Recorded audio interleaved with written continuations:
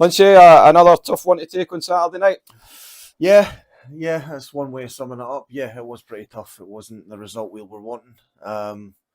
Hey ho, let's regroup and let's go again.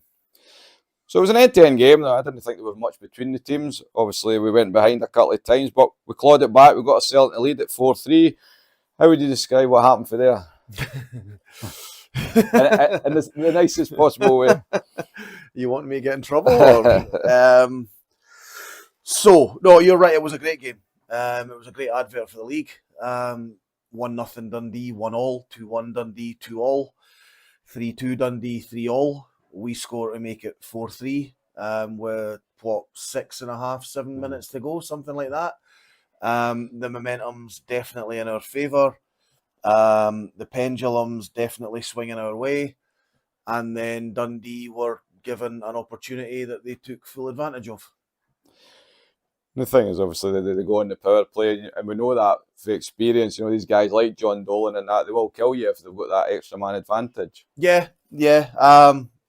Like I say, there's a lot of things I'd like to say, but no, I can't. You know, you can't criticise certain people involved in a game of hockey, so I won't. Dundee took full advantage of an opportunity they were given. Yeah, they've got dangerous guys on the power play. They had a lot of power play time in that last few minutes of the game. Like I say, I thought we had them at 4-3. I really did. I think they maybe thought that as well. But hey ho, sorry Edinburgh Capitals, you leave with nothing. So the last two games we've dropped points against two our kind of biggest rivals, Aberdeen and Dundee. Is the locker room, is it a wounded locker room now, or are the boys still quite upbeat? No, I don't think it's wounded. The best thing about the two games that we've just lost is we get a chance to make amends this week and next. It's not like we've been outplayed either of those two games. You know, we've competed well. Certainly nothing to fear going into the next two games against those two teams again.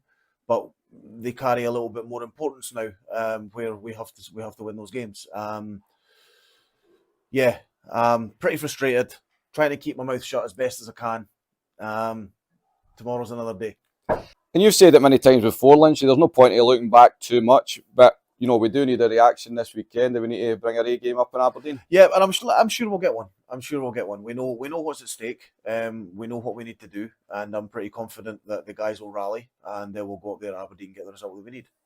And there was a huge crowd in the building on Saturday night. I think it was close to 1,700, I think.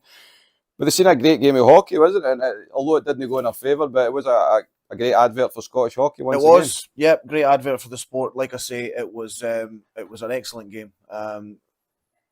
Good SNL hockey that took a twist as the game went on, and such is life. I feel like you're goading me right now.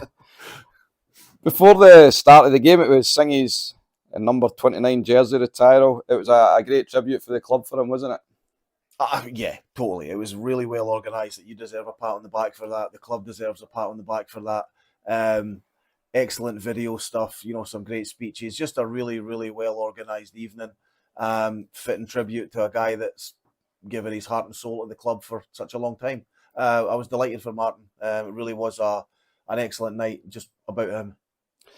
And was it nice seeing some of your old teammates up on that screen? Maybe looking a wee bit older? We're all starting to look our age now, unfortunately, with the exception of Steve Kay. I think every time I see him, he seems to look a little bit younger every time I see a picture of him or something. But it was nice to see some of the old faces.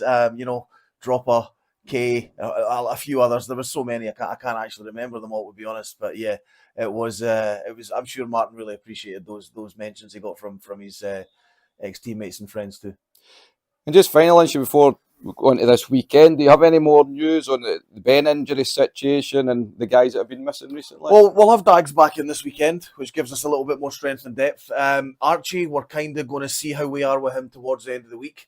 Ben, the more and more we speak to Ben, it's looking longer term. I don't want to comment on a potential return date for Ben or anything like that, because I don't think there is one right now. He's got a bit of damage to his knee that's going to take a bit of time to heal. So Ben could be missing for a little while yet, but like I say, Dags will be back, and we'll make a decision on Archie towards the end of the week. And there's also Cammy Gallagher's been missing the last couple of weeks as well. I'm hoping Cammy's going to practice tonight and he's back on the mend after a bit of shoulder injury. No bother. Well, listen, let's get the win on Saturday night, and we'll speak to you next week. Okay, cheers, Mark. Ross, it was a disappointing end to the game on Saturday night after getting ourselves back into it and leading with, I think, only 5 minutes left. Yeah, I know, mate. There's nothing really else to blame apart from penalties. That's what killed the game for us. You can't play one man down, especially against a team like that. That's what caused the game to end like that. As you say there, the Rockets are an experienced team, you know, and they've got guys that own the power play. They will kill you. Yeah, exactly that. They've got a good power play percentage as well, and they capitalised on that. So the last 2 weeks, they've not went our way, but, you know, we're far from out there. I think we just need a good reaction this Saturday up in Aberdeen. Aye, definitely. We need a win. There's nothing really else to say there. We need a win. The Lions Den, it was packed on Saturday night, obviously, you know, for Singy, which we'll talk about in a minute, but, you know, it was a great game of hockey again, another great showcase for Scottish hockey. Aye, definitely. That was a positive to take from the game. It would have been a good game for the fans to see. It was just unfortunate we obviously didn't come away with the win. And before the game, the club retired Martin Single's number 29 jersey. It was a fitting tribute for a great player, wasn't it? Yeah, it was. It was a great servant for the club. And yeah, I spoke to Singy after the game, and yeah, it was a good night for him. So I'd imagine back in the day, Ross, when you were a young boy, you must have watched Singy a lot as a kid, and you know, you got the chance to play with him at the Racers there when he was kind of finishing his career. That must have been pretty cool to play with a guy that you've sat and watched through the years. Aye, it was a good experience. I got a season with him at the Racers, but it was definitely cool to be able to do that, yeah. So do you feel the boys are ready to bounce back this weekend after the last couple of results, which could have possibly been 2 wins if it had went kind of a couple of bounces either way? Aye, exactly, mate.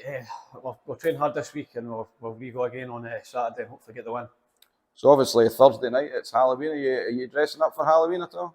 I was going to East Day. I was going to go as a milkman, but Chad's already got that outfit, so I'll need to get that one I miss. No bother, Ross. Well, listen, we'll catch up with you again through the season. Cheers, mate.